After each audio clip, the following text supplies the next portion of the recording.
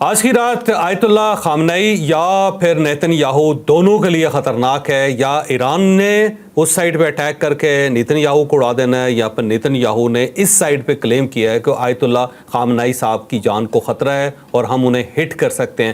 کس کے لیے یہ رات خطرناک ہے؟ یہ ایک بہت بڑا ایشو ہے جو آج کے ویلاگ میں ہم ڈسکس کریں گے.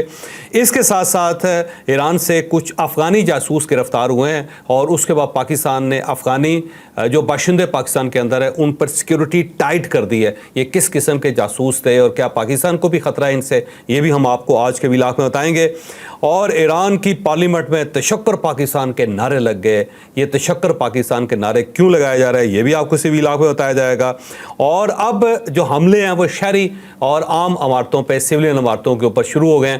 تہران کے اندر جو ان کا سرکاری ٹیلی ویژن ہے اس کے اوپر حملہ ہوا ہے. لائیو شو ہو رہا تھا، نیوز بلیٹن چل رہا تھا اور اس کے بعد پھر دوبارہ انہوں نے وہیں سے ٹرانسمیشنز کا آغاز کیا. یہ اس ٹائپ کے حملے کیوں ہو رہے ہیں یہ بھی آپ کو اسی ویلاگ میں بتایا جائے گا. اور تہران اسرائیل نے لوگوں کو کہا ہے خالی کر دیں، اور اس سائڈ سے تہران کے لوگوں نے یا ایران کے لوگوں نے تل ابیب کے لوگوں سے کہا ہے کہ آپ تل ابیب خالی کر دیں. یہ کیپٹلز کیوں خالی ہو رہے ہیں اور کیا واقعی خالی ہوں گے یا نہیں یہ بھی آپ کو اسی ویلاگ میں بتایا جائے گا. لیکن ویلاگ کی طرف جانے سے پہلے میری آپ سے ریکویسٹ ہے کہ چینل کو سبسکرائب ضرور کیجیے گا اور یہ جو بیل آئیکن ہے اس کو ضرور پریس کریں تاکہ نوٹیفیکیشن آپ کو ملتا رہے. اور یہ یاد رکھیں کہ ہر اچھی بات صدقہ جاریہ ہوتی ہے. اگر آپ کو یہ ویلاگ اچھا لگے تو کسی نہ کسی کے ساتھ ضرور شیئر کیجیے گا. اور ہم نے اپنا کالم 0 پوائنٹ آڈیو فارم میں لانچ کر دی ہے. آپ لنک پہ کلک کر کے اب ہمارا کالم سن بھی سکتے ہیں. اور ہم نے آپ کے لیے ایک واٹس ایپ کمیونٹی کریٹ کی ہے. آپ ڈسکرپشن میں جا کے لنک کو ٹچ کر کے اس کمیونٹی کا حصہ بن سکتے ہیں. السلام علیکم ناظرین، میں ہوں فروخ عباس نیوٹرل بائی جاوید چودھری میں. ناظرین، ایران اور اسرائیل کی جنگ جاری ہے اور کافی دن ہو چکے ہیں، 4-5 روز تو کم از کم گزر ہی چکے ہیں. لیکن دونوں سائڈ سے تابڑ توڑ حملے ہو رہے ہیں اور اسرائیل کی سائڈ پہ جو ملک موجود ہیں وہ آپ جانتے ہیں امریکہ اور پورا یورپ اس کے ساتھ کھڑا ہوا ہے، جبکہ ایران اکیلا لڑ رہا ہے. سفارتی سطح پہ ضرور پاکستان، ایران، رشیا اور بہت سارے ممالک اس کے ساتھ ہیں، لیکن اس وقت اگر آپ آن دا ہول ایک پکچر دیکھتے ہیں تو ایران اکیلا نظر آتا ہے کھڑا ہوا. اور دوسری سائڈ سے جو اسرائیل ہے وہ ریفل ہو رہا ہے کہ مطلب پیچھے سے اسے اسلحہ بھی مل رہا ہے، اسے ڈیفنس بھی مل رہا ہے، لیکن ایران کو یہ جنگ اکیلی لڑنی پڑ رہی ہے. تو بہت ساری اپڈیٹس آئی ہوئی ہیں، ون بائی ون ہم ساری وہ ڈسکس کرتے جاتے ہیں. لیکن سب سے خطرناک اور جو بڑی اپڈیٹ ہے وہ ہے نیتن یاہو نے ABC نیوز کو انٹرویو دیتے ہوئے دھمکی دی ہے کہ اسیسینیٹ کیا جا سکتا ہے ایرانی سپریم لیڈر کو. تو یہ ایک بہت بڑی بات ہے جو اس نے کر دی ہے. اور دوسری سائڈ سے کچھ اور بھی خبر ہے، میں نہیں چاہتا کہ وہ آپ کو بتاؤں، وہ جاوید چودھری صاحب آپ کو خود بتائیں گے کہ اگر یہ حرکت کرنے کی کوشش کرتے ہیں تو اس کے نتیجے میں ایران پھر آگے سے کیا کرے گا. ڈیٹیل سے سٹوری جانتے ہیں کہ ہونے کیا جا رہا ہے. اب فرق اس کے اندر دیکھو خطرناک بہت زیادہ ہے، کیونکہ جب آج سے اگر 2 مہینے پہلے یا 15 دن پہلے یا 1 ہفتہ پہلے اسرائیل کی طرف سے اس قسم کی بات ہوتی تو شاید ہم اسے اگنور کر دیتے. لیکن جس طرح اسرائیل نے فرسٹ اسٹرائک میں پوری جو ان کی ملٹری قیادت ہے اس کو اڑا دیا ہے، تو اس کا مطلب یہ ہوا کہ یا تو ان کے جاسوس بہت زیادہ اندر تک گھسے ہوئے ہیں اور ان کو ایک ایک شخص کے ٹھکانے کا پتہ ہے، یہ تک پتہ ہے کہ کس کس کمرے میں وہ رہائش پذیر ہے، اور پریسائزلی صرف اور صرف میزائل وہاں پہ ہٹ کرتے رہے ہیں جہاں ان کی ملٹری لیڈرشپ وہاں پہ موجود تھے. اور اس کا مطلب یہ ہوا کہ انہوں نے پھر ان کمروں میں ڈیفینیٹلی کہیں نہ کہیں پہلے سے کوئی ایسی ایکوپمنٹس لگائے ہوں گے جو ڈائریکشن دے رہے تھے میزائلز کو، یا ان کے وہاں پہ گراؤنڈ پہ جاسوس بہت زیادہ موجود ہیں اور اتنے زیادہ موجود ہیں کہ ان کو ان اور آؤٹ کا بھی پتہ ہے کہ کون صاحب کس جگہ پہ آ رہے ہیں اور کس جگہ سے جا رہے ہیں. اور اس سے پہلے کئی مرتبہ آیت اللہ خامنئی کے بارے میں کہا گیا ہے کہ ان کو ہٹ کیا جا سکتا ہے. اور اس سے پہلے آپ دیکھ لو کہ حسن نصر اللہ صاحب کو جو کیا گیا ہے، اسماعیل ہانیہ صاحب کو کیا گیا، بڑے لیڈرز جو ان کے ہیں ان سب کو انہوں نے نشانہ بنایا. تو اسی وقت بھی یہ کلیم کیا جا رہا تھا کہ آیت اللہ خامنئی جو ان کی جان کو خطرہ ہے. لیکن آیت اللہ خامنئی یہ ذہن میں رکھیں کہ صرف ایران کے وہ لیڈر نہیں ہے بلکہ تمام اہل تشیع جو پوری دنیا کے اندر موجود ہیں ان سب کے وہ لیڈر ہیں. تو فقہ جعفری ہے کہ تمام. تو اب اگر ان کو ہٹ کیا جاتا ہے تو اس کا مطلب یہ ہوا کہ آپ پوری دنیا کے اندر جو شیعہ کمیونٹی ہے، شیعہ مسلمان ہیں، ان سب کو آپ نے اپنے خلاف کر لیا، دشمن بنا لیا. تو یہ بہت بڑا ایکٹ ہے، بڑا ایکٹ ہے. اور میرا نہیں خیال کہ اسرائیل اس کو برداشت کر سکے گا، کیونکہ اس کے نتائج نکلیں گے اور یہ نتائج صرف ایک دن کے لیے، ایک مہینے یا 1 سال کے لیے نہیں ہوں گے، یہ پھر دہائیوں تک چلیں گے. اور اگر اسرائیل اس ٹائپ کا کوئی کام کرتا ہے تو ڈیفینیٹلی پھر اسے اس کی سزا بھی بھگتنا پڑے گی.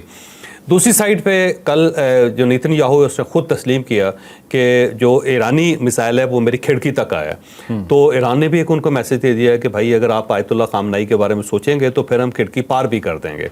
तो ये है चीज़ बड़ी ख़तरनाक। और इससे पहले आपने वो खबर मुलाहिजा की होगी कि अमेरिकन से डिस्कस किया था इसराइलियों ने कि हम आयतुल्लाह खामनेई जो उसको निशाना बनाना चाहते हैं, तो अमेरिका ने रोक दिया था कि इस लेवल पे नहीं जाना आपने। लेकिन अब क्योंकि नेतन्याहू बाकायदा ABC टेलीविज़न में कह चुका है, तो अब कहीं ऐसा ना हो कि वाकई ये मूव हो जाए। तो इस वक्त ईरान के अंदर भी हाई अलर्ट है और आयतुल्लाह खामनेई जो है ना उनकी सिक्योरिटी बहुत टाइट कर दी गई है और उनके बारे में पता नहीं है कि वो किस जगह पे है। और उस साइड पे नेतन्याहू जो है ना उसने अपनी फैमिली तक शिफ्ट कर दी है और वो भी अपनी जगह और अपने ठिकाने तब्दील कर रहा है। तो कहा यह जाता है कि जैसे कि आपके सामने मैंने कुछ लोगों से सवाल भी किया था जो ईरान के अंदर मौजूद है, उन सब का ये कहना है कि आज की रात हमारे लिए बड़ी इंपॉर्टेंट है। और आइदर वे अगर आयतुल्लाह खामनेई को निशाना बनाया जाता है तो फिर डेफिनेटली ईरान के अंदर बहुत बड़ी तब्दीलियाँ आएंगी।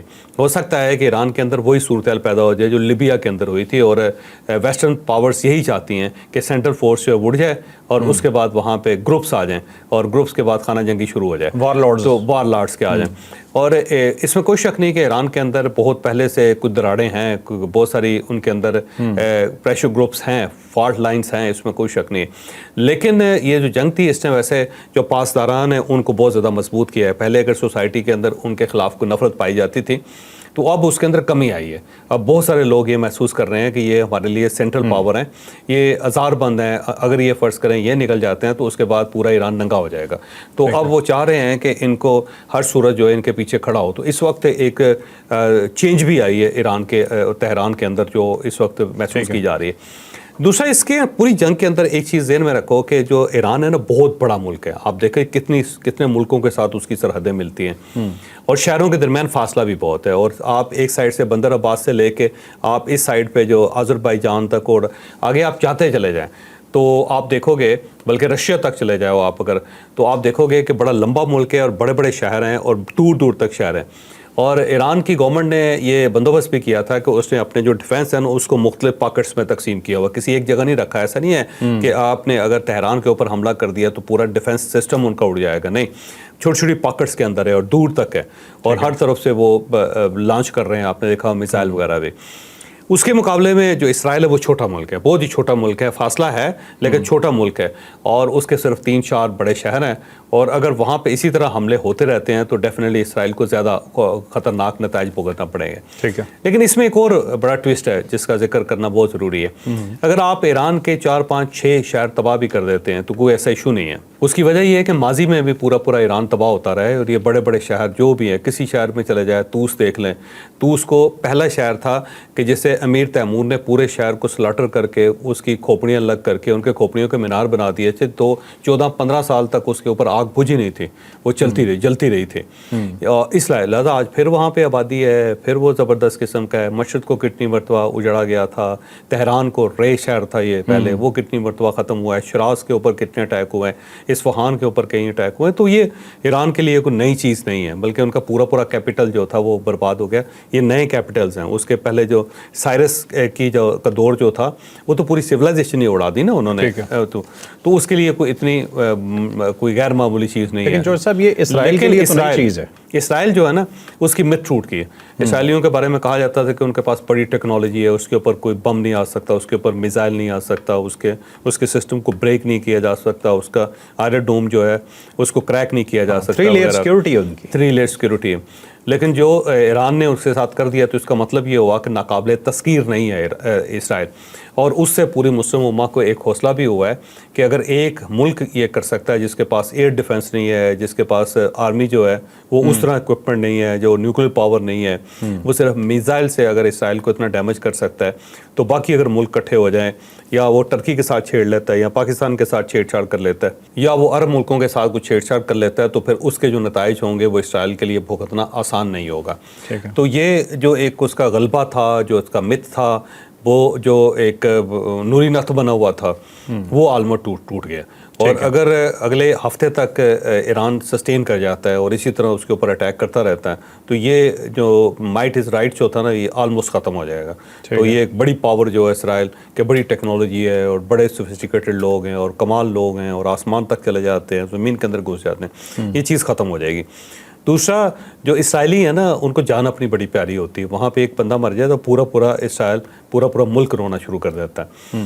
تو اگر اس طرح وہاں پہ لوگ مرنا شروع ہو گئے یا وہاں پہ کوئی شارٹیج ہو گئی یا وہاں پہ مسائل پیدا ہو گئے تو لوگ زیادہ دیر تک رزسٹ نہیں کر سکیں گے, پھر وہ نیتن یاہو جو ہے اس کا جنازہ نکال دیں گے. تو اب دیکھتے یہ ہیں کہ ایران کتنی دیر سسٹین کر سکتا ہے, کو اس وقت یہی محسوس ہو رہا ہے کہ سسٹین کرے گا. لیکن اگر آیت اللہ خامنئی کو کچھ ہوتا ہے خدا نخواستہ تو اس کے بعد ایران کی کیا پوزیشن ہوگی, یہ ایک نئی کہانی ہے. اور اس سائڈ پہ اگر نیتن یاہو کو اڑا دیا جاتا ہے تو پھر اسرائیل کی کیا صورتحال ہوگی, یہ بھی ایک نئی کہانی ہے.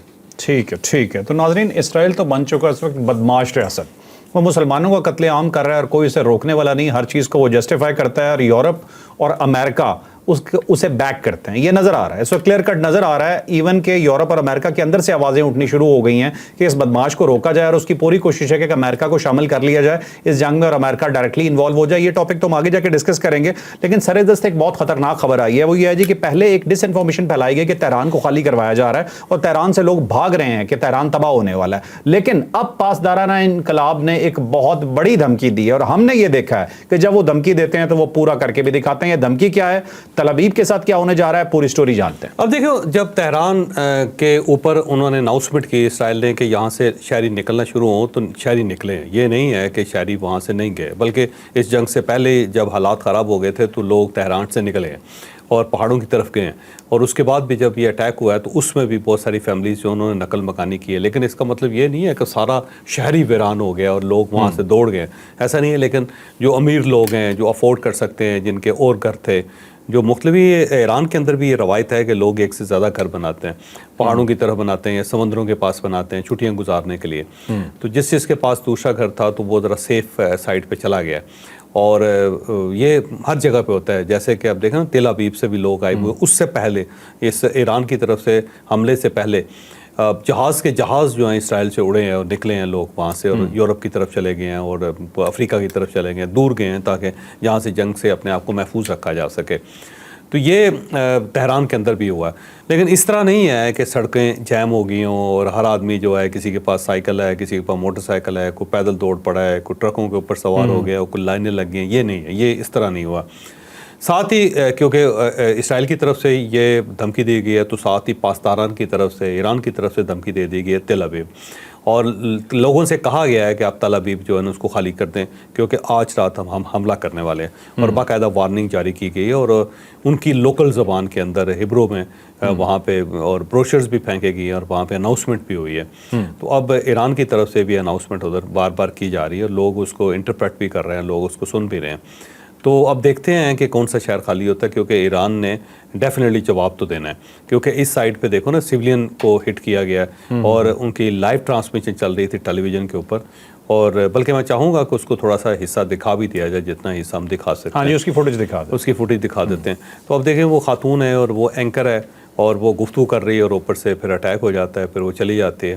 لیکن اس کے تھوڑی دیر بعد دوبارہ ان کی نشریات جو ہیں وہ سٹارٹ ہوتی ہیں اور وہی خاتون اینکر جو ہیں وہ بیٹھ کے دوبارہ اس کو سٹارٹ کرتی ہے. تو ایک میسج یہ دیا گیا ہے اسرائیل کو کہ اگر آپ ایک جگہ پہ ہٹ کریں گے یا آپ ایک ہماری عمارت برباد کریں گے تو دوسرا اسٹوڈیو موجود ہے, ہم وہاں سے اپنی نشریات سٹارٹ کر دیں گے اور ہم بھاگیں گے نہیں. تو یہ انہوں نے ایک اچھا میسج دیا. لیکن یہ دیکھیں نا اب ٹیلی ویژن کی بلڈنگ کو لائیو ٹرانسمیشن چلتے ہوئے ہٹ کرنا اور پھر اس کی فوٹیج ریلیز کرنا اسرائیل کی طرف سے انتہا درجے کی زیادتی ہے. لیکن میرا خیال ہے وہ کوئی نیکسٹ لیول پہ چلا گیا ہوا ہے اور اسرائیلی اب انہیں ان چیزوں کا کوئی احساس نہیں. پھر تبریز کے اندر بھی اس وقت حملہ ہو رہا ہے, بار بار حملے ہو رہے ہیں. آذربائیجان جو ان کا صوبہ ہے تبریز, اس کا کیپٹل ہے, وہاں پہ بھی بار بار حملے ہو رہے ہیں اور دیکھے جا رہے ہیں. تو پورا اس وقت ایران جو ہے ظاہر ہے پریشان تو ہے اور ایئر ٹریفک بند ہے, بہت سارے لوگ, بلکہ جو حاجی ہیں ان کو بھی دیکھیں نا, سعودی عربیہ نے بھی ان کو مہمان اپنا ڈکلیئر کر دیا. پاکستان نے آج میسج دیا ہے کہ جناب جتنے حجاج ہیں بغیر ویزے کے وہ پاکستان آ سکتے ہیں. آن ارائیول ویزا کوئی ایشو نہیں ہے, آپ نے بس ایرانی پاسپورٹ آپ کے پاس ہونا چاہیے, آپ پاکستان میں لینڈ کریں, ہم آپ کے میزبان ہوں گے. تو پاکستان نے مہمان نوازی کا ان کو دعوت دے دی اور یہ بڑا میرا خیال ہے بہت بڑا دل ہے پاکستان کا. اور اس کے اوپر دیکھیں پھر تشکر پاکستان کے ان کی پارلیمنٹ کے اندر نعرے لگے ہیں. پاکستان نے بڑا کھل کے حمایت بھی کی ہے ایران کی. ایرانی صدر نے تعریف کی. ایرانی صدر نے باقاعدہ تعریف کی ہے پاکستان کے. اور ایرانی پارلیمنٹ میں تشکر پاکستان کے نعرے لگے. اور یہ اس میں ایک مزے کی بات یہ ہے کہ ہم ہر وقت ہر دور میں ایران سے یہی ایکسپیکٹ کرتے تھے کہ وہ ہمارے ساتھ اس طرح بات کرے گا, لیکن ایران نے پاکستان کے ساتھ کو بہت اچھا رویہ نہیں رکھا, ہمیں بڑا ٹائٹ رکھا ایران نے. پھر یہ BLA جو تھی وہاں سے آپریٹ ہوتی تھی, پھر اسے کلپوشن یادیو اگر آپ کو یاد ہو تو بڑا طویل عرصہ ایران انڈیا کے کنٹرول میں رہا ہے اور انڈین کو اپنا دوست سمجھتا رہا ہے. اس سے ان کی بڑی محبتیں تھیں, پینگیں بڑھی ہوئی تھیں. یہ تو جب 7 مئی کا اور 10 مئی کا واقعہ ہوا تو اس کے بعد پاکستان کی جو ریٹ اسٹیبلش ہوئی اس سے پھر دنیا نے دوسرے طریقے سے سوچنا شروع کیا. اب ایران بھی محسوس کر رہا ہے کہ پاکستان بڑا تگڑا ملک ہے اور اس کے ساتھ چلنا چاہیے, اور یہ باقاعدہ جو ہے جس کو کہتے ہیں مین آف ایکشن, تو اس ٹائپ کی نیشن ہے, نیشن آف ایکشن ہے, تو اس کا احساس کرنا چاہیے ہمیں. تو اب جو پھینڈا لگا ہے انڈیا کو, تو اس کے بعد ایران کے دل میں بھی پاکستان کا احترام بڑا ہے. پاکستان نے جو کچھ اب ایران کے لیے کیا وہ آبویس ہے, بڑا کلیئر ہے, اور ایرانی اب اس کو تسلیم کر رہے ہیں. سر اس وقت تسلیم کرنا بھی چاہیے, دنیا ساری خاموش ہے, کوئی نہیں بولا جتنا پاکستان نے کیا, اس میں کوئی شک نہیں, کوئی شک ہی نہیں ہے سر. اچھا صاحب ایک چیز تھوڑی سی مجھے اور آپ سے پوچھنی ہے, یہ پاکستان کے خلاف بڑا خطرناک پروپیگنڈا ہو رہا ہے جو یقیناً را کروا رہی ہے. آئی ڈونٹ نو اس کے پیچھے موساد بھی شاید شامل ہو, لیکن کیا پاکستان گھسیٹا جائے گا اس جنگ میں؟ کوشش ہو رہی ہے نہیں, کیسے گھسیٹا جائے گا؟ وہ کوشش کرتے بھی رہے تو کوئی فرق نہیں پڑتا. لیکن یہ ہے کہ اگر اسرائیل خدا نہ خواستہ پاکستان کے اوپر بھی اٹیک کر دیتا ہے تو پھر تو جنگ ڈبل ہو جائے گی نا. ایسی بیوقوفی کر سکتا ہے؟ سردست مشکل ہے, کیونکہ امریکنز نہیں کرنے دیں گے, امریکن کبھی نہیں کرنے دیں گے. اور اگر اسرائیل کر دیتا تو پھر چائنا جو ہے نا ڈیفینیٹلی درمیان میں کودے گا. چائنا ہوگا, ایران ہوگا, پاکستان ہوگا, تو یہ پھر جنگ پڑتی چلی جائے گی. تو اس لیول پہ اسرائیل مجھے نہیں لگتا کہ جائے گا, اتنی بڑی بیوقوفی نہیں کرے گا. ٹھیک ہے, اب نیکسٹ ٹاپک بہت ہی امپورٹنٹ ہے جی, افغانستان کے حوالے سے, افغانیوں کے حوالے سے. ہم تو کچھ چیزوں میں تنگ ہیں. اب جب ہم بات کرتے ہیں نا افغانی کی تو آن جنیرک نہیں کرتے, ہم سب کو برا یا اس طرح سے کوئی الزام نہیں انہیں دے رہے ہوتے, لیکن درمیان میں کچھ ایلیمنٹس ایسے نکلتے ہیں اور ہم کہنے پہ مجبور اس لیے ہو جاتے ہیں کہ اکثر اس میں افغانی ہوتے ہیں. اب ایران کے اندر بھی ایک کریک ڈاؤن شروع ہو چکا ہے افغانی مہاجرین کے خلاف, ان پہ بہت بڑا الزام لگا ہے اور پاکستان بھی ہائی الرٹ ہو گیا اس کے بعد. یہ پوری سٹوری آپ کو بتاتے ہیں, بڑی دلچسپ سٹوری ہے. اب دیکھیں, ایران نے جب جاسوسوں کو گرفتار کرنا شروع کیا, کیونکہ وہاں ان کی سیکیورٹی بریچ ہوئی ہے اور ہر جگہ پہ ہوئی ہے, ان کے جو جہاں ان کے ملٹری انسٹالیشنز تھی وہاں پہ لوگ پہنچے ہیں. پھر وہاں اسرائیل کے ڈرونز اندر سے انہوں نے اٹیک کیا, پھر ان کے ویپن سے, ان کے بارود تھے, ان کے میزائل تھے, ان کے اس ٹائپ کی جو چیزیں تھیں وہ ظاہر ایران کے اندر سے استعمال ہوئی ہیں. تو اس کے بعد پاسداران ہیں, پھر ایرانی سوسائٹی, وہ ساری پورے بکھرے پڑے ہیں پورے ملک کے اندر. انہوں نے بڑی جلدی آئیڈینٹیفائی کر لیا کہ کون سے لوگ مشکوک ہیں. تو پہلا ایک بیچ گرفتار ہوا تھا جس میں 73 لوگ تھے, جس کے اندر انڈینز نکلے ہیں, اور وہ انڈینز وہاں پہ کاروبار کر رہے تھے, لیکن وہ موساد کے ایجنٹ تھے, اور وہاں سے انفارمیشن لے کے, ایرانین سے انفارمیشن لے کے وہ آگے پہنچاتے تھے, اور ان کو پھانسی لگا دی. آپ نے دیکھ لی ہوگی خبر, جو جاسوس تھے ان سب کو پھانسی لگا دی پاسداران نے. اچھا, اس کے بعد جو دوسرا بیچ گرفتار ہوا اس کے اندر افغانی نکلے, اور وہ افغانی جو نا وہ بھی وہاں پہ کاروبار کرتے تھے, اور کچھ نے وہاں پناہ لی ہوئی تھی, اور کچھ لوگ افغانستان سے بھاگ کے وہاں پہ گئے ہوئے تھے اور بڑے عرصے سے وہاں پہ رہ رہے تھے, تو موساد کے لیے وہ جاسوسی کر رہے تھے. تو یہ خبر جب پھیلی تو اس کے بعد جتنے وہاں پہ ایران کے اندر جتنے افغانی ہیں ان سب کی سیکیورٹی بھی ٹائٹ کر دی انہوں نے, ان کے خلاف بھی تحقیقات شروع کر دی ہیں, اور ان کے نیئر اباؤٹس اور ان کے آنے جانے کی روٹین اور جو جن لوگوں کے ساتھ ان کا کانٹیکٹ ہے وہ ساری پڑتال شروع ہو گئی. جب پاکستان کو یہ خبر ملی تو پاکستان بھی الرٹ ہو گیا, کیونکہ یہاں سے بھی بہت ساری انفارمیشن ہے جو باہر نکل رہی ہے. تو پہلے یہ سوچا جا رہا تھا شاید ان کے پاس کوئی گیجٹس ایسے ہیں جس کی وجہ سے پاکستان سے انفارمیشن باہر لیک ہو جاتی ہے, لیکن اب جا کے پتہ چلا کہ نہیں, یہاں پہ لوگ بھی ہو سکتے ہیں. تو پاکستان کے اندر جو افغانی ہیں ان کے اوپر بھی پاکستان نے نظر رکھنی شروع کر دی, اور جلد از جلد انہیں نکالا جائے گا. نکالا تو پہلے بھی جا رہا ہے, مزید نکالا جائے گا. ٹھیک ہے چوہے صاحب, بس ایک ہمارا ٹاپک رہ گیا, اسے ہم کور کرتے ہیں کہ امریکہ کا جو رول ہے وہ بہت ہی ڈوبیس ہے. ڈونلڈ ٹرمپ کی جو اسٹیٹمنٹ ہے وہ پڑھنے کے بعد سمجھ نہیں آتا کہ وہ چاہ کیا رہے ہیں. مجھے ایسے لگتا ہے کہ جس دن انہیں یہ لگتا ہے کہ جون سی سائڈ بھاری ہو رہی ہے وہ اس کی سائڈ سے جا کے بیان دے دیتے ہیں. کبھی وہ کہتے ہیں جی کہ جلد از جلد معاہدہ ہو جائے گا, کبھی وہ کہتے ہیں جی کہ جو بہادری سے بات کرتے تھے وہ سب مار دیے گئے, اب میز پہ آ جاؤ. مطلب ان کی کوئی عجیب و غریب قسم کی ایک لینگویج چل رہی ہے. اب G7 میں بیٹھ کے انہوں نے دوبارہ یہ بات کی ہے کہ معاہدہ ہو جائے گا اور ایران یہ جنگ نہیں جیت سکتا. تو چوہے صاحب سے یہ پوچھتے ہیں کہ امریکہ کا رول کیا ہے اور کیا ایران واقعی نہیں جیت سکتا؟ اس کو اگر ڈی سائفر کر رہے ہیں آپ اس میسج کو, تو اس کا مطلب یہ ہے کہ وہ اس طرح نہیں سپورٹ کر رہے اسرائیل کو کہ جی میں حملہ کر دوں گا ایران کے اوپر, اور یہ بلکہ وہ چاہتے ہیں کہ کسی نہ کسی سائڈ سے میسج آئے ایران سے کہ ٹھیک ہے جی ہم بیٹھنے کے لیے تیار ہیں، بات کریں.